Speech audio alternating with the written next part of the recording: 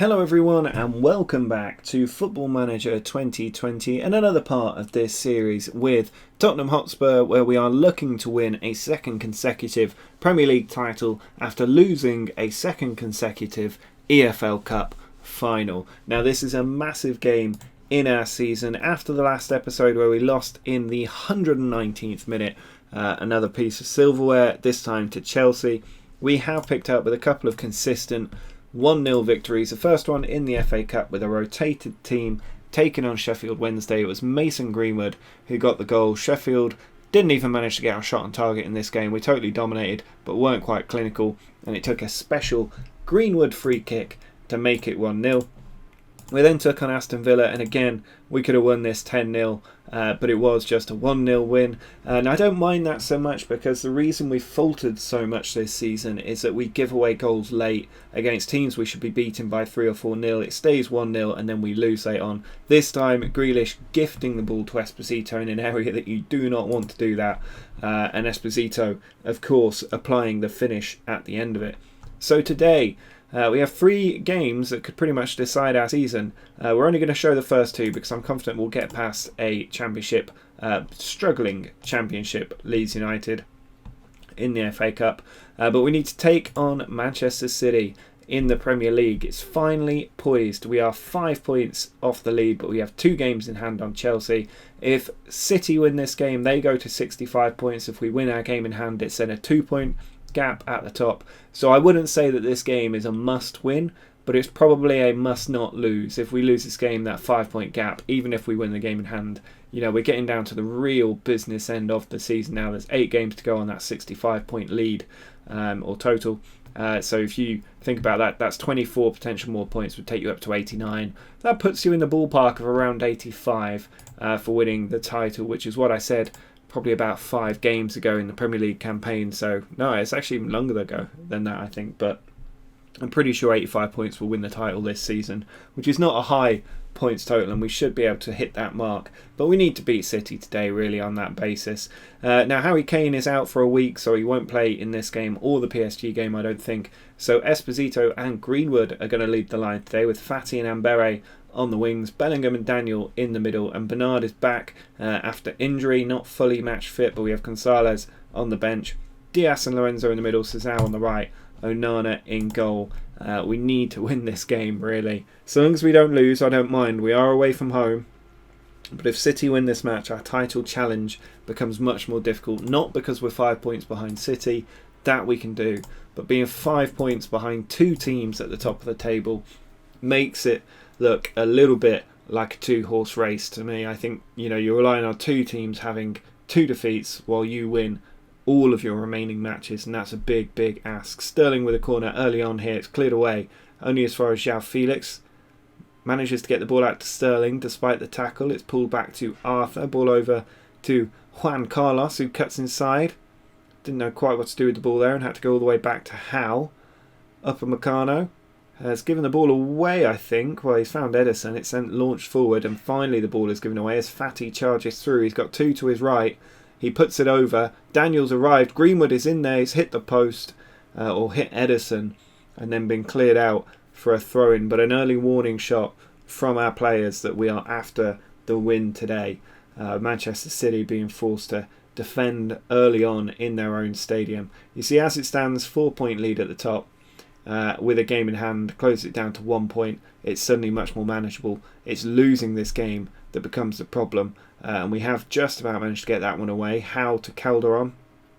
You need to get that tackle in high up the pitch really, as Hoover brings it forward. He plays it across. Sterling to Camacho, and that has luckily gone wide off the post. Manchester United seem to be making a late run for this title race as well. I feel like it is between us, City and Chelsea more than anybody. Liverpool now leading against Bristol City. It's very finely poised, this game. Still remains 0-0, but very even on the stats. And there we go. We're in 0-0 at half time. I'm going to tell the team I'm not happy. That seems to always get a better reaction than telling them I'm pleased, especially when we're drawing or leading by 1 goal. As Bellingham comes onto it, and we get that immediate reaction in the first minute of the second half. Esposito with the assist. Jude Bellingham's strike from distance gives us a 1-0 lead in a massive game against Manchester City here. Bellingham did very well hitting that ball and keeping it low and accurate, and that gives us a crucial advantage over this Manchester City team. It moves us up to second as it stands, and it could put us in contention for a clear lead at the top. Of course, we win this game and then win the game in hand, we would be 1 point clear, all on our own, out in front at the top. And it would be a big lead over Man City as well. That would open up a 4 point lead over City, leaving Chelsea with the running to do to catch us up. But here's Dembele looking to change that. He finds Hoover. Tackle's going in, but we're not retaining the ball. Again, we miss the tackle. Hoover allowed to just run in, and Onana fortunately able to make that save. Hoover not the best, almost clinical player, and Greenwood's been released. He's found Fati in space. He finds Esposito in space, but he can't find the space behind Ederson as he makes a good stop. And Bere's corner, though, goes in. Upamecano doesn't quite get there, but they still cleared it to Sterling. And look at those players flooding forward. They're on super attacking here as Dembele makes it 1-1. A very, very good counter-attack from this Manchester City team. Have pulled them back level, shifting the balance of the title race once more. But look at that, it was basically 5-on-3 at the back, and Dembele just had the pace. He created the angle and he finished it very accurately past the goalkeeper for 1-1. And so it's going to be a nervous last 20 minutes or so in this game. Now we do have options on the bench. I'm going to take Greenwood off and maybe bring on Joshua Zirkzee actually, and also let him play the advanced forward role. Bring Esposito across. Take Bellingham off because he's on a yellow. We can bring Butman on, who's very good, and Bernard struggling for fitness, off for Gonzalez. We're going for the triple sub. See how that does as De Bruyne swings a free kick in, and Upamecano has put that one over the top. Now we are still on attacking. I want to get the win today. I don't want to settle for a draw. I don't want to lose, but I don't want to settle for a draw either. We need to go for the win, even if that means risking a defeat. 10 minutes left in the game. Can we get the job done? Time really running out. Late, long throw. What can we do here? Gonçalves with the long throw. In to Robinson, who clears it away. Butman over to Sazal, arriving. He goes for it, and Sazal has found the top corner. One of my favourite signings this season. The best bit of business we did in the summer, by far, I would say. And Sazal gets a crucial second Tottenham goal. Butman involved, switched it to Sazal beautifully, and Sazal with that finish into the top corner for 2-1, and we have just a few minutes left to see out for what would be an enormous win in the title race. De Bruyne's corner, Bastoni, now Dembele back in. Gonçalves with a couple of tackles, Diaz gets it away. Now we've got the counter, and Berry, it's 3-on-1. He beats the defender. He's got men across, but he tried to do it himself. A little ball across the box there would have made it 3-1. But it doesn't matter. We're going to win this game 2-1 away from home. We've beaten City at home and away this season. I remember saying way back when we were 9 points behind City in the title race, that it's only a 3-point lead if we beat City home and away. We have done that now, and when you look at the table, we have a 1 point lead over City now with a game in hand. That 9 points behind could be about to become 4 points ahead. That's a 13-point swing over the course of about 20 games, showing the potential of this team. And if we win this game in hand, we go 3 points ahead of Chelsea, all alone at the top of the table at the end of game week 30. So lots to look forward to in a tough Premier League title fight.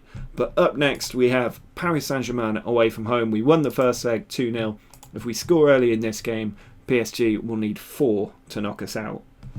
Well, a few tired legs going out there against PSG for this one. We do have Ambere and Daniel struggling for fitness, but it's not going to change my mind about who's starting today. Kane is back, but only on the bench because he's still carrying that knock. I'd like not to use him if we can. Esposito and Greenwood are going to start up front. Fati and Ambere on the wings. Daniel is joined by Butman instead of Bellingham for this one because Bellingham is serving a suspension. Bernard continuing his comeback from injury, looked good in the last game. He's definitely come on this season as a fullback and is looking pretty good. He's got room to develop as well. Sazal, that wonder goal to win the game against Manchester City in the last game, is back in at right back, or still in at right back. Diaz and Lorenzo in the middle, and Onana, of course, in goal. This has been a wonderful save for the players that we've had before, reappearing at big clubs or coming back to our club. And you get to experience that again today with Depay, Harvey Barnes, both former players of mine in this PSG team. So there's always familiar faces when you get to the business ends of the season. I'm just going to tell the team to go out there and enjoy playing this match without pressure. We do have a 2-0 lead. We score a goal and PSG need to score 4, which not many teams have done against me during my time as a manager. Celtic, of course, famously scored 6 to knock us out of the Europa League in what was one of my darkest moments on this save. And Kusevich, I don't know what his name is keeping the attack alive here on the right side of their defence. He finds Coman, Pogba out to Kovacic. Played him behind for Harvey Barnes, and he's looking for revenge here because I did rather unceremoniously boot him out of the club, and he ended up in Paris. He's looking for some revenge, and Kusevich there very nearly getting a goal from the corner, but we have managed to stop them from scoring for now. 4 goals they're probably going to need today. I'd like for us to score early if we can. Daniel plays it out wide, but a poor ball from him. He is tired. Marquinhos to Pogba.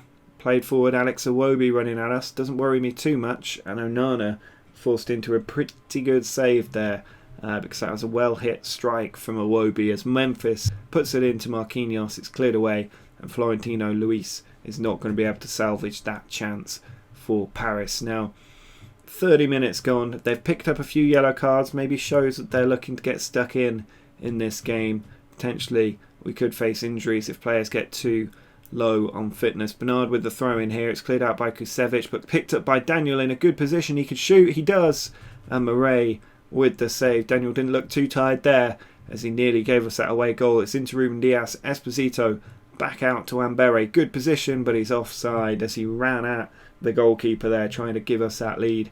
But if we can go in at half-time 0-0, that's a really good result. PSG still need to score 2 just to force extra time. And at the moment, they've failed to score against us in 3 halves of football.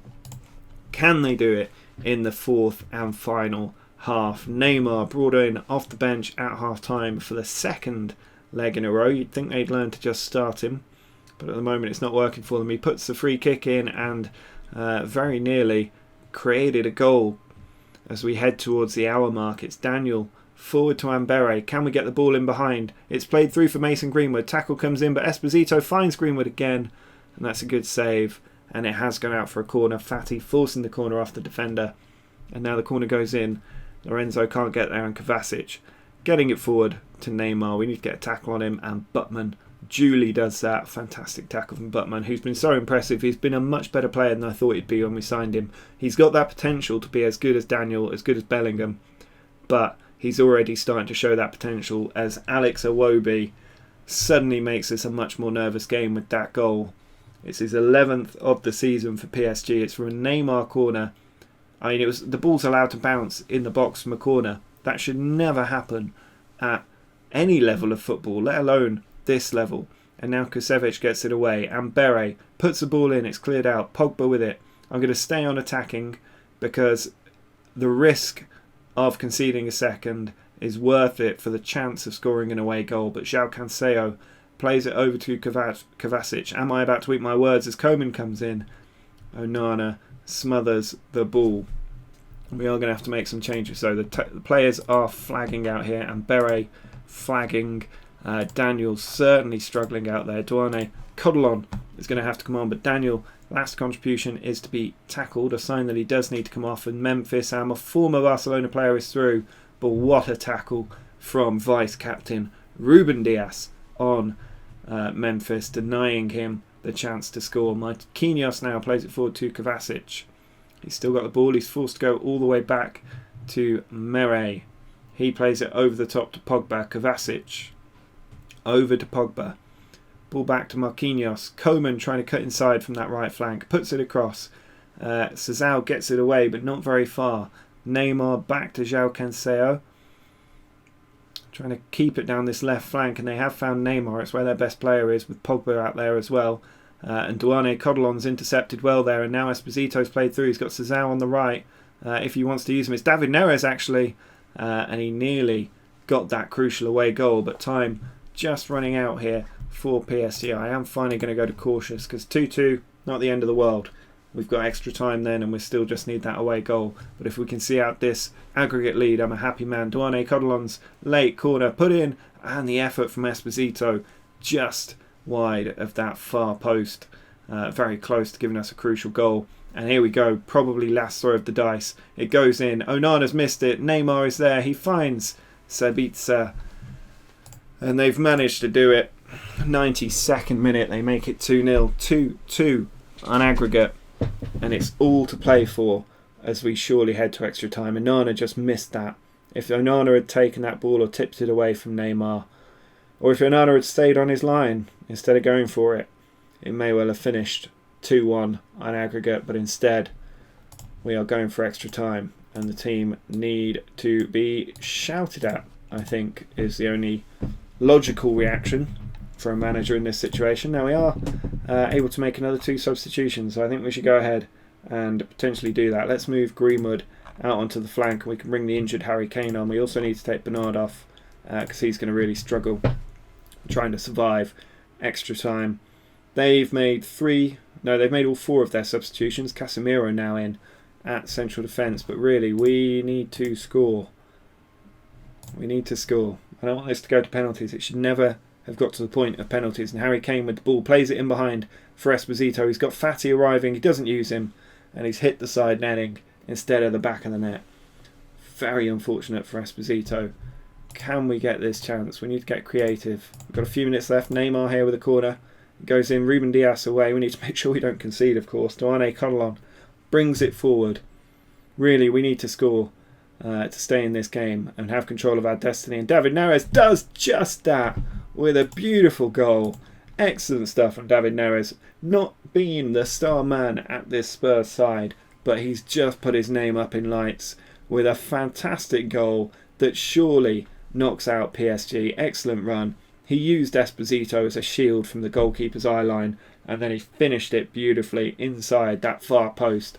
And it's all over surely for PSG as the ball goes in. Florentino hits it over the bar. They had to score there really. They need 2 now, PSG. There will be no penalties. We'll either go through or they'll knock us out, and they're not going to do that because we've just won the game 2-1. Absolutely fantastic by the team, knocking out last year's finalist Lazio, knocking out Chelsea as well, which is beautiful, and that gives us an excellent opportunity of going quite far in the Champions League. Now the draw is just a couple of days away, so I'm going to skip ahead to that so we can see who we're taking on in the knockout stages of the Champions League, or in the quarterfinals of the Champions League. Here we go, last round of quarterfinals, and Inter Milan and Liverpool knocked out as well. There is a real opportunity here. Barcelona, the really big club left. I think Real Madrid is still in there, but I'd expect us to beat Real Madrid really. It's all about Barcelona, our former team, who should be doing better than they have since I've left. I don't think they've really won anything since I left the club. They certainly didn't win La Liga or the Champions League. And here we go. Time for the quarter-final draw, and it's a very interesting one. Barcelona, United, Real Madrid, City, but then it's Lazio, Roma and Sporting. Very interesting. Barcelona the first out of the hat, and they get Manchester United. Two big teams against each other. Tottenham are next. Who are we getting? Manchester City. 2 other big teams going at it. A bit of chance of revenge. And there is a potential we could get Lazio and Sporting in the semi-final, which would be ideal. Now let's have a look. Lazio and Sporting, we need this to be us. It's Barcelona or United. So we've probably got Real Madrid in the semis and then Barcelona in the final if we can get past Manchester City. It's probably the hardest route of all for us to try and get to that final. But looking ahead now, our next game will probably be the Champions League quarterfinal. It's not updated yet to reflect the fact we need to play Manchester City again. Let's just give that a moment to fix itself. Have they scheduled that knockout round? There we go. So next up, we'll probably do the 2 Manchester City games. The next Premier League game will probably be Chelsea and that'll be around the time of the semi-finals if we make it through. But if you did enjoy that late winner against PSG, do drop a like down below. Make sure to subscribe to the channel if you're new. But until next time, see ya.